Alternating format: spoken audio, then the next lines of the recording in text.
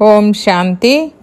October 23వ తారీఖు 2023 ప్రాతఃమురళి. ఓం శాంతి. బాబ్దాదా మధువనము. ఈరోజు మధుర మహావాక్యాలు బాబా చెప్తున్నారు. మధురమైన పిల్లలు, ఇప్పుడు మనుషుల ద్వారా లభించి ఉన్న మంత్రతంత్రాలు ఉపయోగపడవు. అందుకే మీరు అందరి నుండి మీ బుద్ధియోగాన్ని తొలగించి ఒక్క తండ్రిని స్మృతి చేయండి. ప్రశ్న: భక్తి యొక్క ఏ విషయము జ్ఞాన మార్గంలో నడవదు? జవాబు: భక్తిలో భగవంతుణ్ణి కృప లేక ఆశీర్వాదాలను అడుగుతారు. జ్ఞాన మార్గంలో ఆశీర్వాదాలు లేక కృప యొక్క విషయము లేదు. ఇది చదువు. తండ్రి టీచర్గా అయ్యి మిమ్మల్ని చదివిస్తున్నారు. భాగ్యము యొక్క ఆధారము చదువుపై ఉంది. ఒకవేళ తండ్రి కృప చూపించినట్లయితే మొత్తం క్లాస్ అంతా పాస్ అయిపోతారు. అందుకే జ్ఞాన మార్గంలో కృప లేక ఆశీర్వాదాల విషయము లేదు. ప్రతి ఒక్కరూ తమ తమ పురుషార్థాన్ని తప్పకుండా చేయాలి. పాట: నేను ఒక చిన్న బాలుడిని. ఓం శాంతి. ఇది భక్తి మార్గంలో చిన్నవారు మరియు పెద్దవారి యొక్క పిలుపు.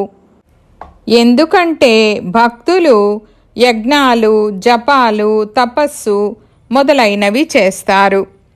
వీటి ద్వారా పరమాత్మను కలుసుకునే మార్గం లభిస్తుందని వారు భావిస్తారు. ఇది అర్థం చేయించడం జరిగింది. మళ్ళీ ఈశ్వరుణ్ణి సర్వవ్యాపి అని అనడము, నేను కూడా వారి రూపాన్ని, నాలో కూడా భగవంతుడున్నారు ఇలా అనడము అసత్యము కదా. వారు ఎటువంటి దుఃఖాన్ని అనుభవించరు. భగవంతుడు వేరు కదా. ఇదే మనుషుల యొక్క పొరపాటు. దీని కారణంగానే దుఃఖాన్ని అనుభవిస్తున్నారు. మీలో కూడా ఎవరికో అరుదుగా తండ్రి గురించి తెలుసు. మాయ ఘడియ ఘడియ మరపింపజేస్తుంది. తండ్రి అయితే పదే పదే చెప్తారు, స్వయాన్ని ఆత్మగా భావించండి మరియు తండ్రినైన నన్ను స్మృతి చేయండని మీకు శ్రీమతాన్ని ఇస్తారు. ఇది శ్రేష్టాతి శ్రేష్టమైన మతము. తండ్రి శ్రీమతము ద్వారా మనుషులు నరుని నుండి నారాయణునిగా, పతితుల నుండి పావనులుగా అవుతారు.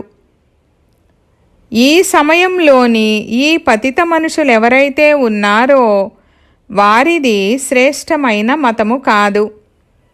ఇది భ్రష్టాచారి ఆసురీ సంప్రదాయమని భగవంతుడు కూడా అన్నారు. తండ్రి అంటారు, మీ దేవీ దేవతా ధర్మం చాలా సుఖమిచ్చేటటువంటిది. మీరు ఎంతో సుఖాన్ని పొందారు. ఇది తయారు చేయబడిన డ్రామా. అంతేగాని భగవంతుడు ఎందుకు తయారు చేశారని కాదు. ఇది అనాది డ్రామా కదా. జ్ఞానమనగా పగలు, భక్తి అనగా రాత్రి. జ్ఞానం ద్వారా ఇప్పుడు మీరు స్వర్గవాసులుగా అవుతున్నారు. భక్తి ద్వారా నరకవాసులుగా అయ్యారు. కానీ మనుషులు రాతిబుద్ధి కలవారిగా ఉన్న కారణంగా అర్థం చేసుకోరు. క్రోధం ఎంత ఎక్కువగా ఉంది. ఎన్ని బాంబులను తయారు చేస్తూ ఉంటారు. వినాశనం తప్పకుండా జరుగుతుందని భావిస్తారు. మరి ఇది భ్రష్టాచారి బుద్ధి అయినట్లు కదా. కలియుగాన్ని రావణ రాజ్యమని అంటారు. రావణుడే భ్రష్టాచారులుగా తయారు చేస్తాడు. తండ్రి వచ్చి ఇప్పుడు భ్రష్టాచారాన్ని ఆపండని ఆజ్ఞను జారీ చేస్తారు. నెంబర్ 1 భ్రష్టాచారము ఒకరినొకరు పతితులుగా చేసుకోవడము. ఇది వేశ్యాలయము. కలియుగి భారత్ను వేశ్యాలయమని అంటారు. అందరూ విషం ద్వారా జన్మ తీసుకునేవారే. సత్యయుగాన్ని శివాలయమని అంటారు. అది శివబాబా ద్వారా స్థాపించబడిన పవిత్రమైన భారత్. లక్ష్మీనారాయణులు మొదలైన వారిని సర్వగుణ సంపన్నులు, 16 కళల సంపూర్ణులు, సంపూర్ణ నిర్వికారులని అంటారు. అప్పుడిక పిల్లలు ఎలా జన్మిస్తారన్న ప్రశ్న ఉత్పన్నమవ్వదు. పిల్లలైన మీరు యోగబలము ద్వారా విశ్వాధిపతులుగా అవ్వగలుగుతున్నప్పుడు యోగబలము ద్వారా ఏమి జరగదు? బాబా అంటారు, మీరు యోగబలముతో శ్రీమతమనుసారంగా స్వర్గాధిపతులుగా అవ్వగలుగుతున్నప్పుడు అక్కడ యోగబలము ద్వారా పిల్లలు కూడా జన్మిస్తారు. బాహుబలము ద్వారా మొత్తం సృష్టిపై రాజ్యం చెయ్యలేరు. వారిది బాహుబలము, మీది యోగబలము. మీరు సర్వశక్తివంతుడైన తండ్రితో యోగాన్ని జోడిస్తారు. సర్వశక్తివంతుడైన తండ్రి స్వయంగా అంటారు, నన్ను స్మృతి చేసినట్లయితే మీ వికర్మలు వినాశనం అవుతాయి. కానీ ఇది ఎవరి బుద్ధిలోనూ నిలవదు. ఆ సమయంలో అలాగే అలాగే అంటారు, కానీ మళ్ళీ మర్చిపోతారు. తప్పకుండా భగవంతుడు అనంతమైన తండ్రి రాజయోగాన్ని నేర్పించి జ్ఞానంతో మనల్ని అలంకరిస్తున్నారు. అయినా కూడా బుద్ధిలో కూర్చోవడం లేదంటే వారి భాగ్యంలో లేనట్లు. అందుకే పురుషార్థము చేయడం లేదని అంటారు. టీచర్ అయితే అందరినీ చదివిస్తారు. కొందరు బాగా చదువుతారు, కొందరు ఫెయిల్ అయిపోతారు. ఆశీర్వదించండని టీచర్ని ఏమైనా అడుగుతారా? చదువులో ఆశీర్వాదాలు, కృప మొదలైనవి నడవవు.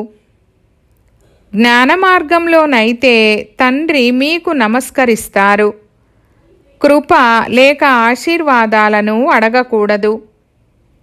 తండ్రి వద్దకు కొడుకు వచ్చినట్లయితే అతను యజమానిగా అవుతాడు. తండ్రి అంటారు, ఇతడు యజమాని, ఇందులో కృప యొక్క విషయమేమీ లేదు. తండ్రి ఆస్తి పిల్లలది అవుతుంది. ఇకపోతే పిల్లలను సరిదిద్దడము ఇది టీచర్ యొక్క పని.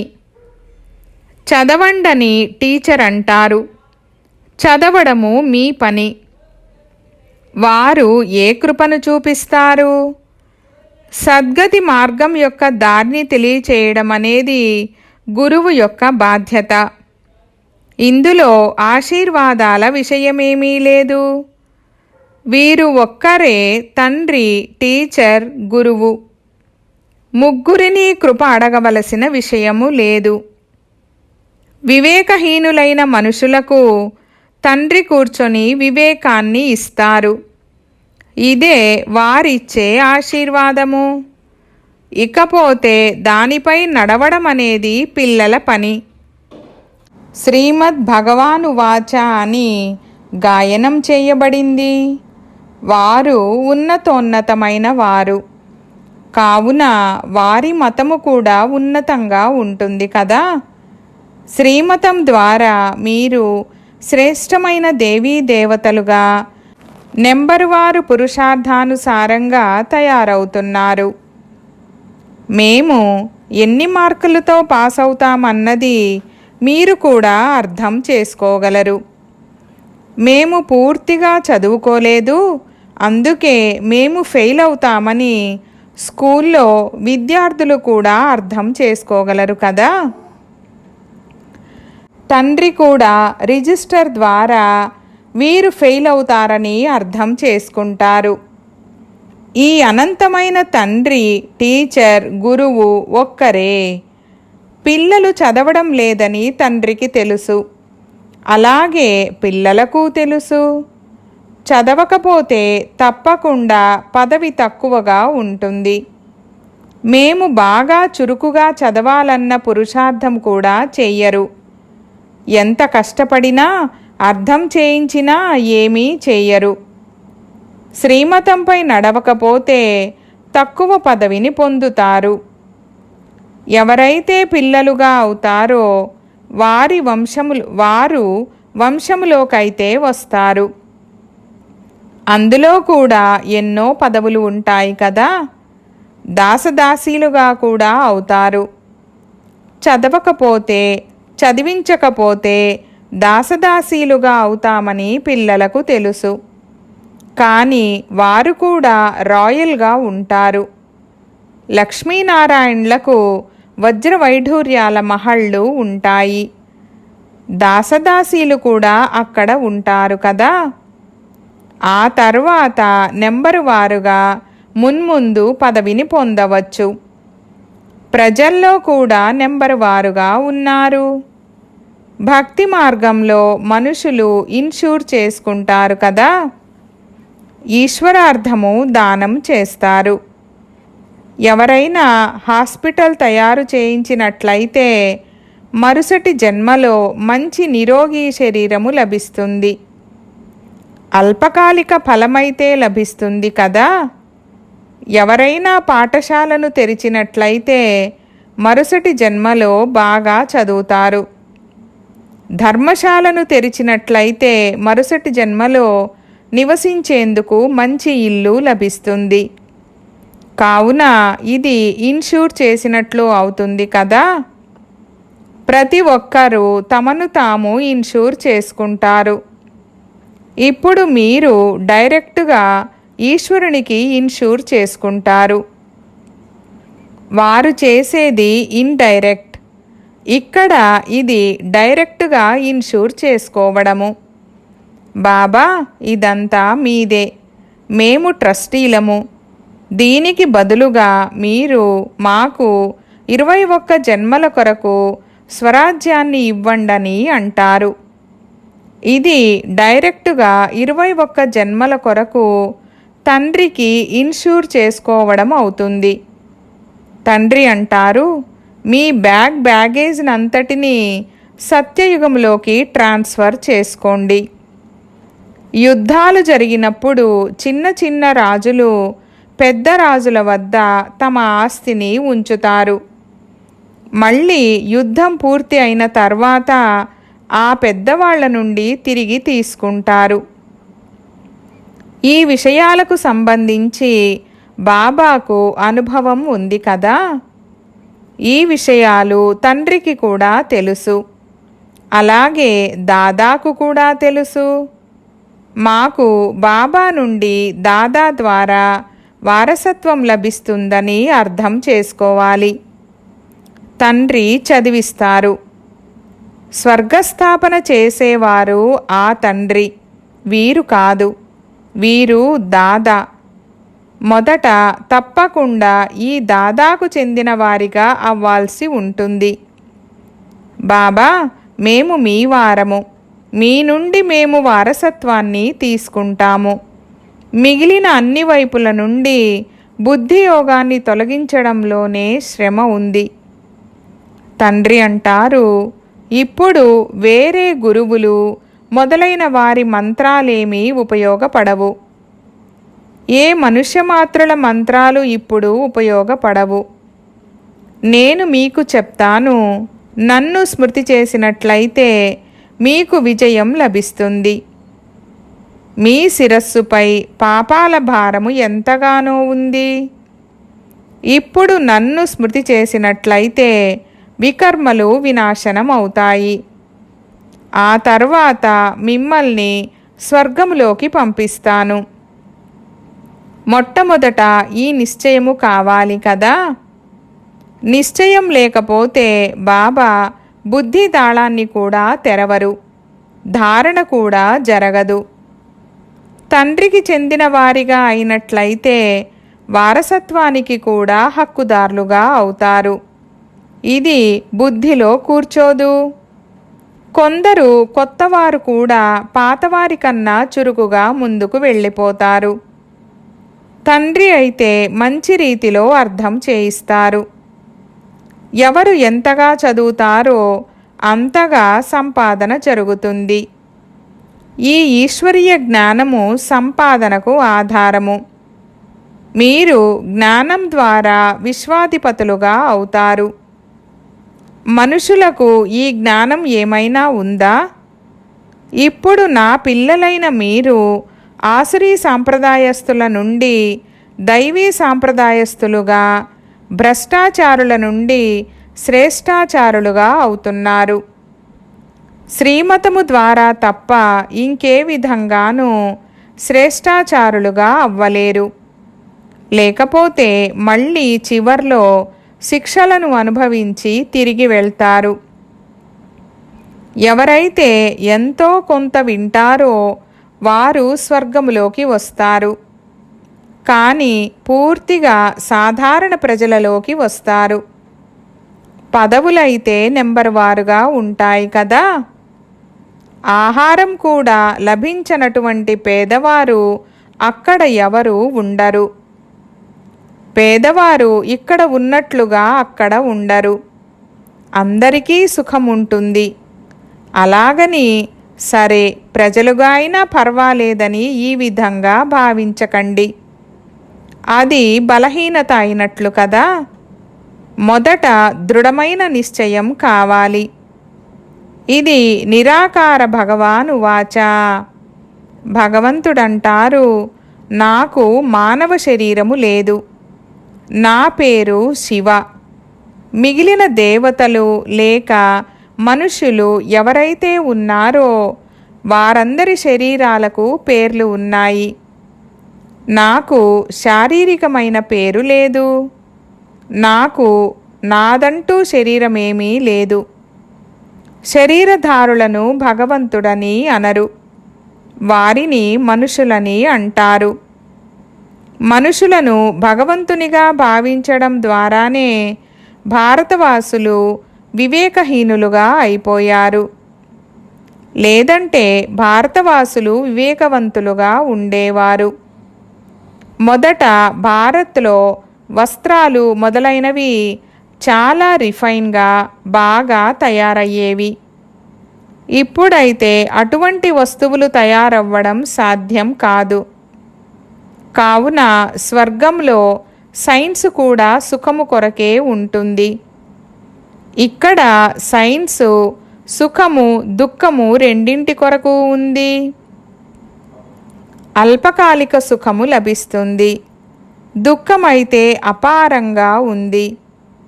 మొత్తం ప్రపంచమంతా అంతమైపోతుందంటే మరి అది దుఃఖమే కదా. అందరూ ఆర్తనాదాలు చేస్తారు. అక్కడ సైన్స్ ద్వారా అంతా సుఖమే సుఖముంటుంది.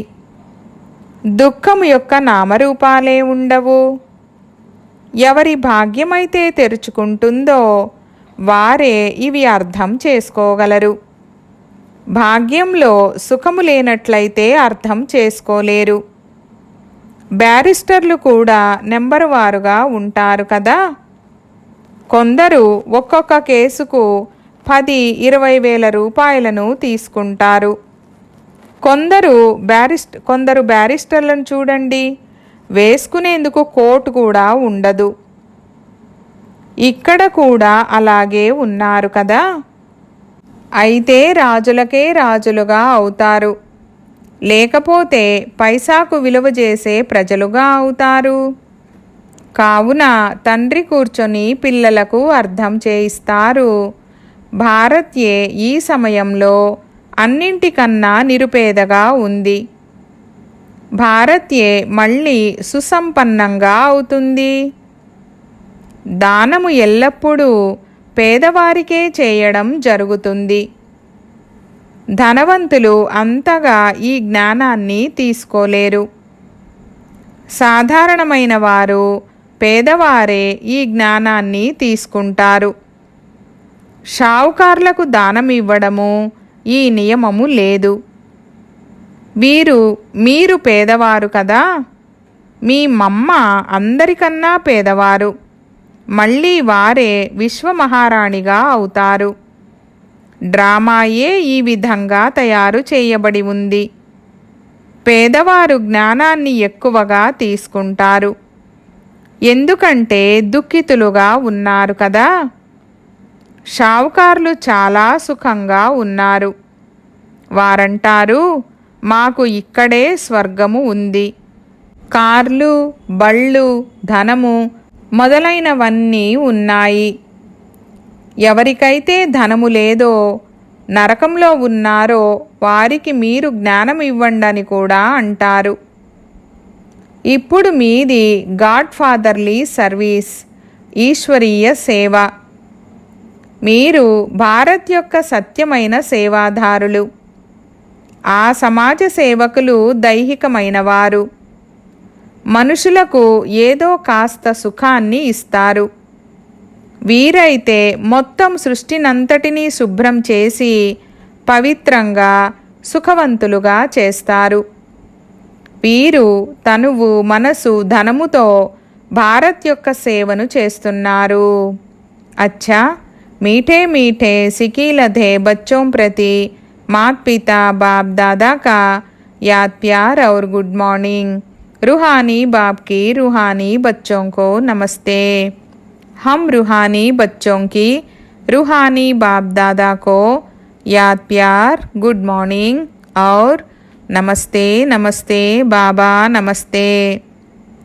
ధారణ కొరకు ముఖ్య సారము. 1వ పాయింట్, మీ పాత బ్యాగేజీని 21 జన్మల కొరకు ట్రాన్స్ఫర్ చేయాలి.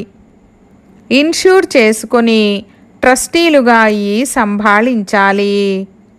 2వ పాయింట్, నిశ్చయ బుద్ధి కలవారిగా అయ్యి చదువును చదవాలి. పేదవారికి జ్ఞానదానాన్ని ఇవ్వాలి. భారత్ను పవిత్రంగా చేసే సత్యమైన ఆత్మిక సేవను చేయాలి. వరదానము, తమ ప్రతి కర్మ మరియు మాట ద్వారా నడుస్తూ తిరుగుతూ ప్రతి ఆత్మకు శిక్షణనిచ్చే మాస్టర్ శిక్షక భవ. వివరణ: ఏ విధంగా ఈ రోజుల్లో నడుస్తూ తిరుగుతూ ఉన్న లైబ్రరీ ఉందో, అలాగే మీరు కూడా నడుస్తూ తిరుగుతూ ఉన్న మాస్టర్ శిక్షకులు. మీ ఎదురుగా ఎల్లప్పుడూ విద్యార్థులను చూడండి. మీరు ఒంటరిగా లేరు, ఎల్లప్పుడూ విద్యార్థుల ఎదురుగా ఉన్నారు. మీరు ఎల్లప్పుడూ స్టడీ చేస్తున్నారు మరియు చేయిస్తున్నారు కూడా. యోగ్యమైన శిక్షకుడు ఎప్పుడూ కూడా విద్యార్థి ఎదురుగా నిర్లక్ష్యంగా ఉండరు, అటెన్షన్ పెడతారు. మీరు నిద్రించి ఉన్నా, లేచి ఉన్నా, నడుస్తూ ఉన్నా, తింటూ ఉన్నా, ఎల్లప్పుడూ మేము పెద్ద కాలేజీలో కూర్చొని ఉన్నాము, విద్యార్థులు చూస్తున్నారని భావించండి. స్లోగన్: ఆత్మనిశ్చయము ద్వారా మీ సంస్కారాలను సంపూర్ణ పావనంగా తయారు చేసుకోవడమే శ్రేష్టమైన యోగము. ఓం శాంతి.